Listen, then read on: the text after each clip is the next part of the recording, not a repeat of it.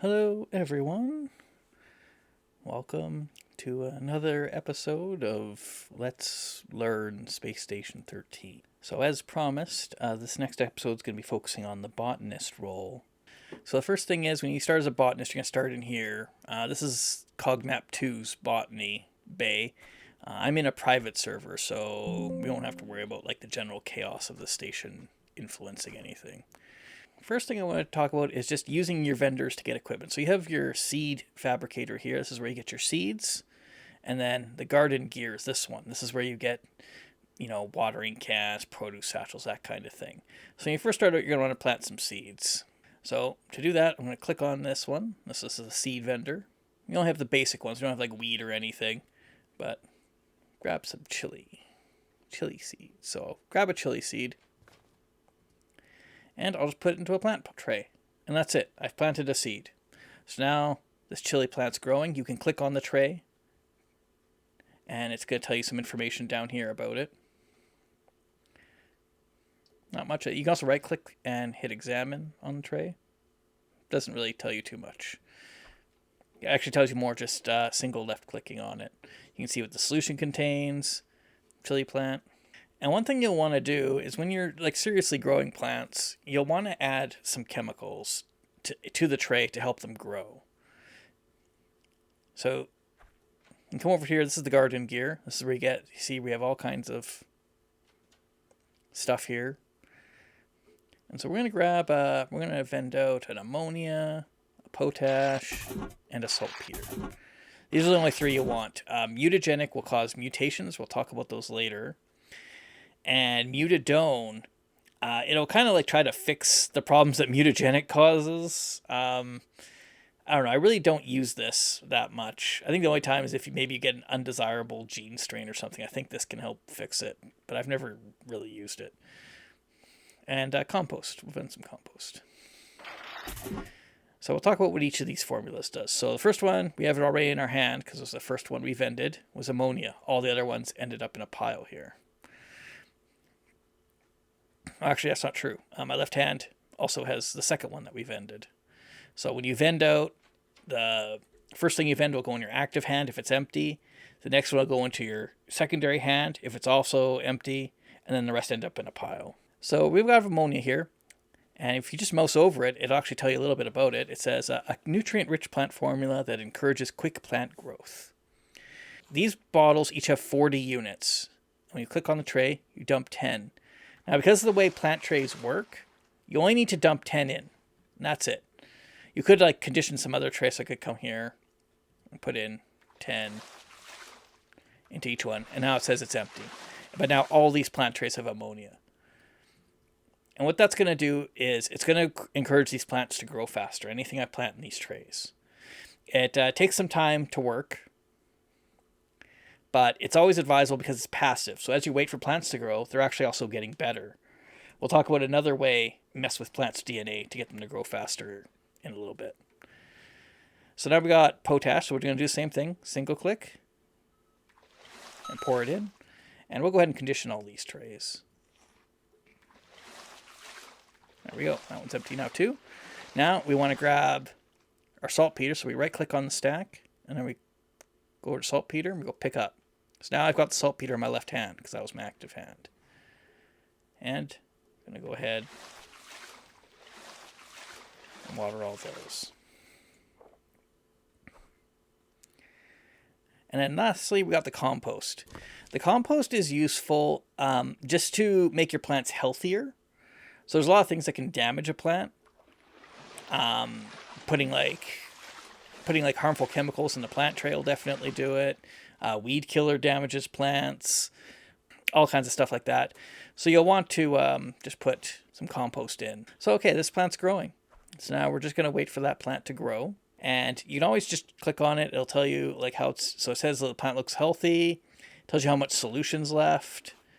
And it also says it's got water, ammonia, potash, saltpeter, and compost. So that's great. A quick indicator to see what's going on with the plant is these little lights here. So this light on the left, that's its health. If you see that light, it'll be blinking red. That means the plant's low on health. So you want to give it some compost. Try to get its health up. This blinking green light here, This means this plant is ready to harvest. So I want to harvest this plant now. So I just click on it once, and the chili peppers come off. Now you see there's still some on there, and they just disappear. It takes time for the sprite to update. And now the light's not blinking anymore. And I got 2 chili peppers from that. I'm going to wait to get a few more. And while I do that, I'm going to explain some of the other plant formulas. So we talked about ammonia. We'll talk about potash and saltpeter. So potash, it says a nutrient plant formula that encourages larger crop yields. So this one is going to make you get more crops from your harvest. So I got 2 chili peppers that time. Maybe as time goes on, I'll get 3, 4, 5, so on. And then saltpeter, mouse over it, it says a nutrient-rich plant formula that encourages more potent crops. So this means you're going to get more stuff inside the crop. So when we talk about extracting stuff from the produce, there's going to be more ingredient in there. And we'll see that when we actually go to extract produce. I'll put those down. All right, it's ready to harvest again.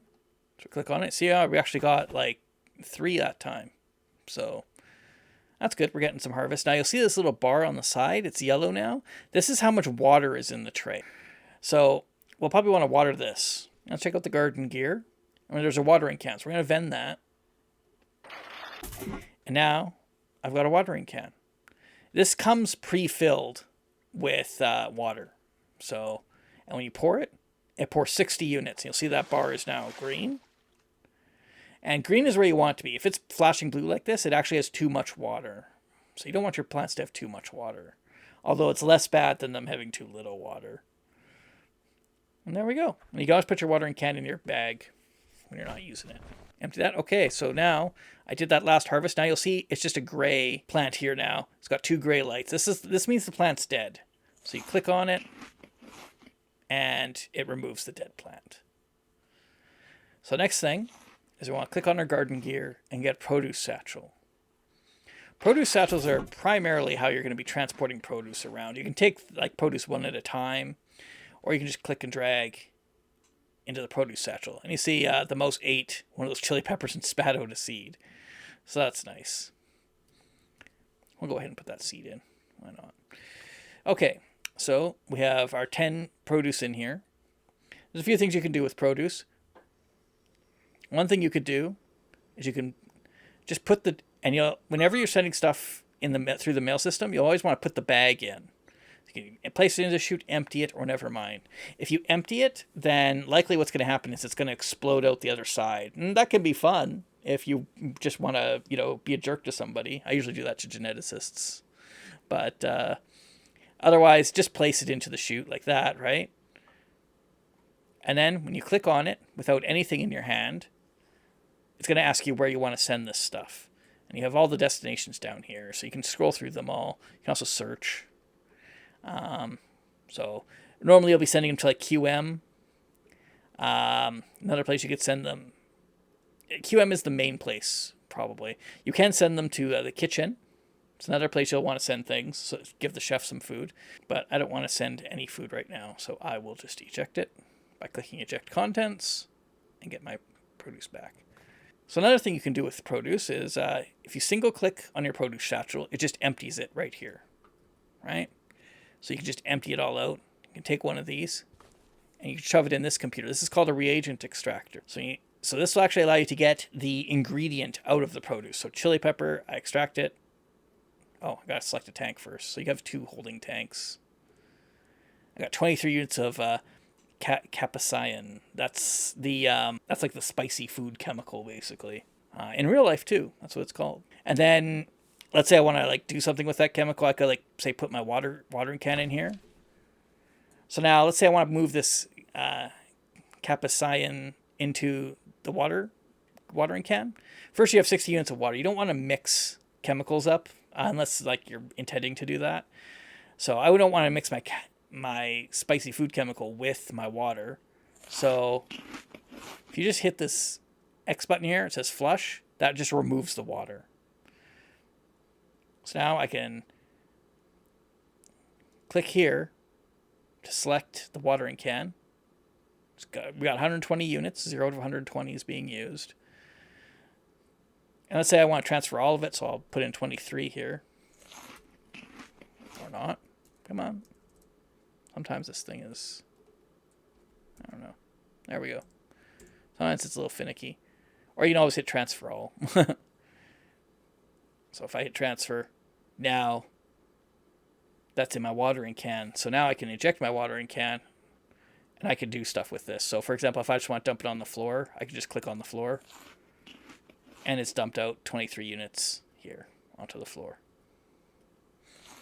The watering can always dumps out 60 at a time. So it's good for if you just want to, water plant trays. You can water plant trays with other chemicals, that kind of thing. So coming back here, we see that our plant now, this little meter is in the red. So it doesn't have a lot of water left. So the watering tank is annoyingly behind this plant. So we'll pull it out. So that was just a control click to pull it out. Click on it with the watering can. It says you fill the watering can up with 120 units. And then just go ahead and dump it. You'll see that I dumped it. It fills up to yellow. So I'll dump again to go back to green. There we go. Whoa, that's a big harvest. So I'm going to go ahead and put all these in my produce satchel. So I got 15. Now another thing you could do with these, let's say you just need a lot of a plant chemical. Then what you can do is just click on the reagent extractor with the produce satchel with the stuff in it, and it dumps everything in. So now it's all in here, right? And then you can just start, click here and just start extracting. Getting loads. So that's quite a bit of chemical, right? So that's a way you can get lots of a chemical. And if you want to just eject stuff, you can just hit this eject button and it ejects each item out. And then you can always just click and drag. You just need to click and drag one on the produce satchel and it drags them all in. I'll go ahead and click this again to harvest it. More chili peppers, so we just click and drag. And they're all in there. Okay, so the next thing we want to do is we have a compost tank here. So sometimes you'll want to refill your compost bag. To be honest, it hardly ever comes up.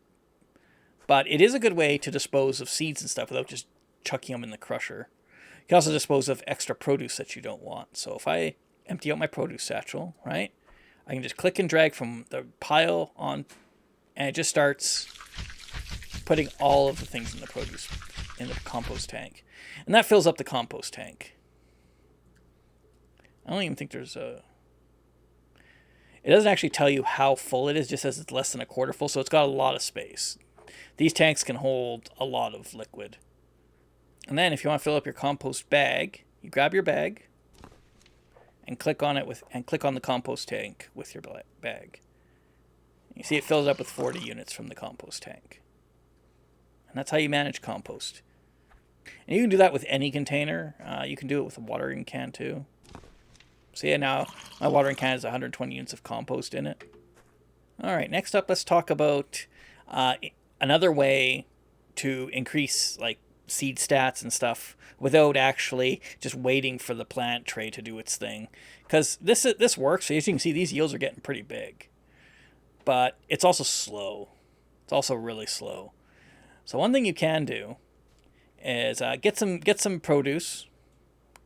Chili plants, for example, you can't just get the seeds from them. You have to get the produce and then extract the seeds. So we'll dump this in. And you get an option when you click on it with this satchel. You can do everything, fruit or seeds only. I'll just do everything. Now also, just for comparison, let's get a fresh chili seed. Okay, so we have nothing in our hand. We click on the computer. This brings up the basic seed plant master screen. So this is the plant master computer. And this is where you can do your infusions and extracting seeds and stuff. So first we'll do seed extraction. And you actually see here that it's actually telling you all the stats. So we got yield, we got, potency, endurance, maturity rate, all these stats. There's 3 pages of this. So here, we'll extract one of the really good ones. Extract that. Oh, well, that shouldn't happen. Let's see what happens if we just reload it. Okay, it's fine now. sometimes that'll happen. So we have the seed tab, seed extraction, overview. So in your seed tab here, this is where you can like look at the stats of your plants. So you see this one, like these ones, you have the genome number. This is going to be constant. They're always going to be 17 because they're chili seeds. Other seeds have different genome numbers. You have generation. So this is all first generation seeds, meaning they came from, like this seed's generation 0. So it just came from the plant machine. Generation 1, this has been through one harvest basically. Maturity rate. So these are 18. So that's a start. This is how fast the plant grows. You can see that the base seed has 0. It has 0 in all these stats. Production rate is -4 on these ones. That means they're a little bit slower to actually start producing fruit. Maturity rate is how fast they grow. Lifespan is how many harvests the plant will produce before dying. It doesn't have any effect on plants that are only harvestable once, and I'm actually not sure why it's 0 here, because the plant does die. There it goes. But this one produced like 3 harvests, so I'm not quite sure why that is. It's not too important.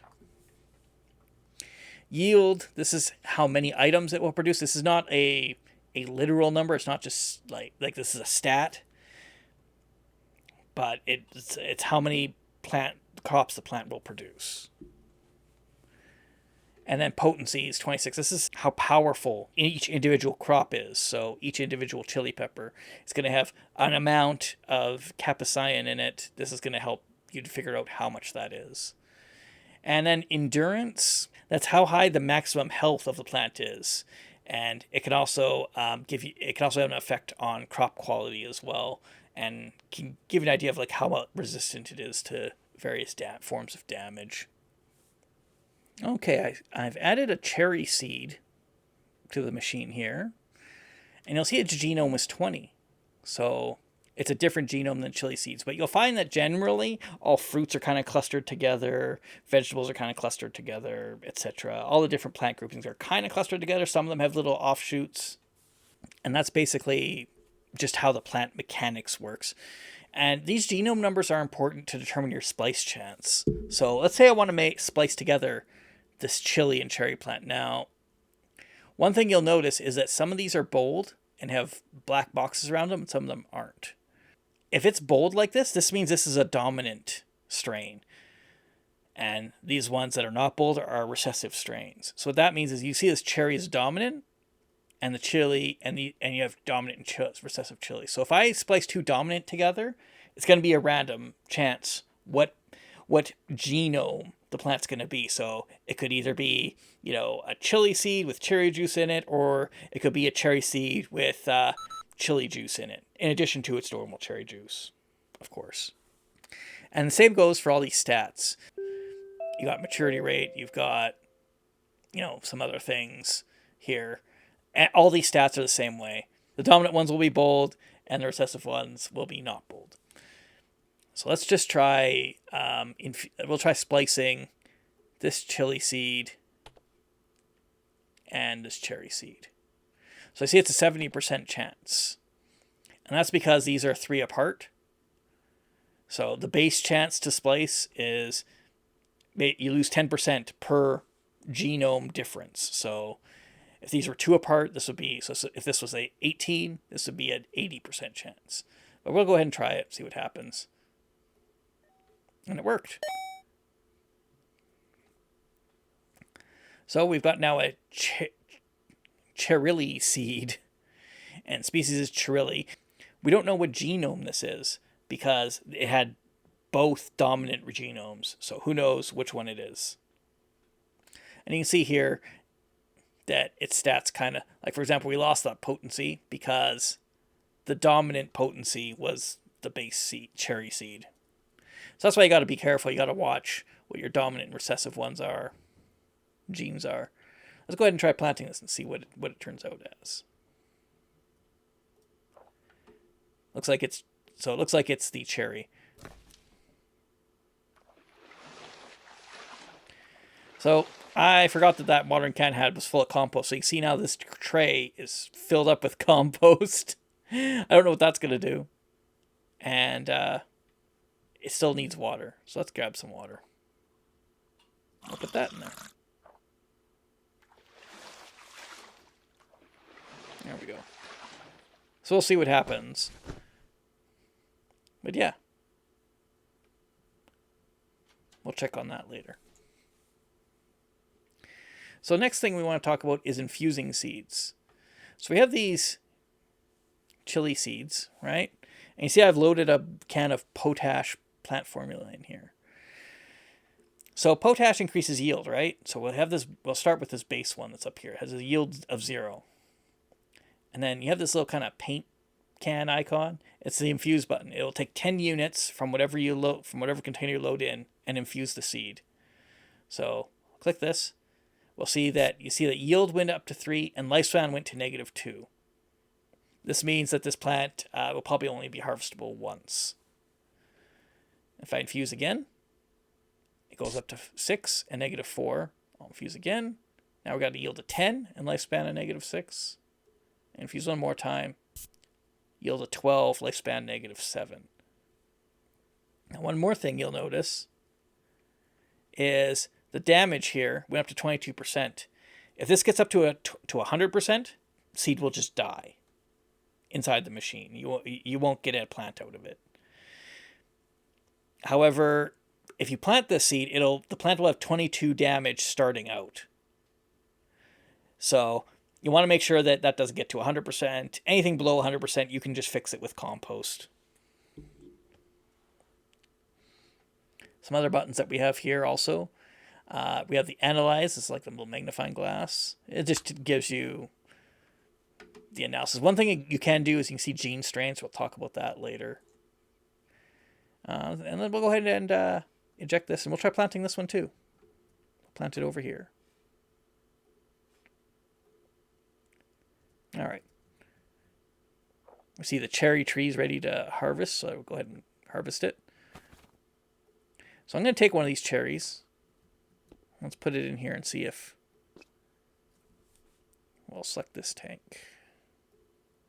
Yeah, so you see we got 9 units of the spicy stuff and 9 units of cherry juice. So that's the result of our splice. The reagents from the chilies went into the cherries.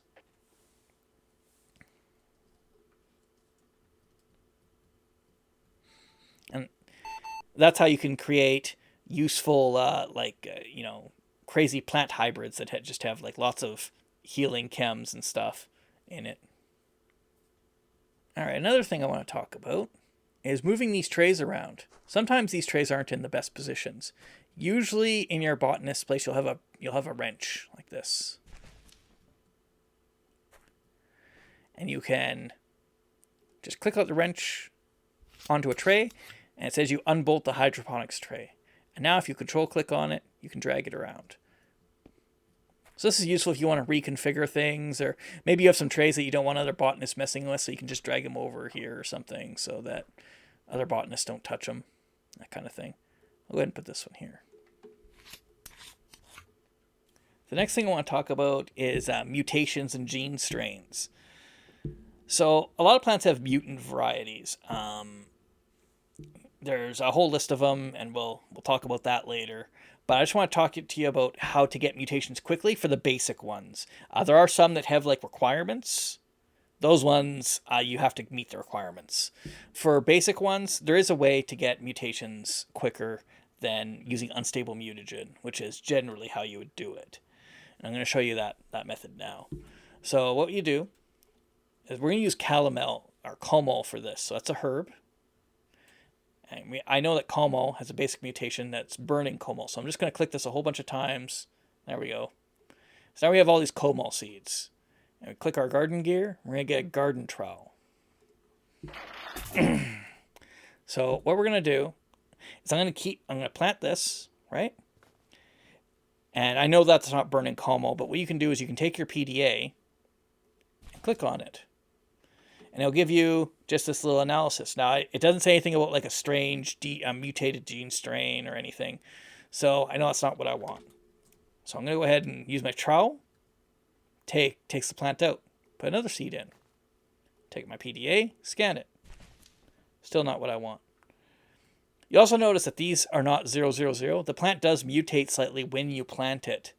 So sometimes this can also be a good way to fish for like a good starting gene set.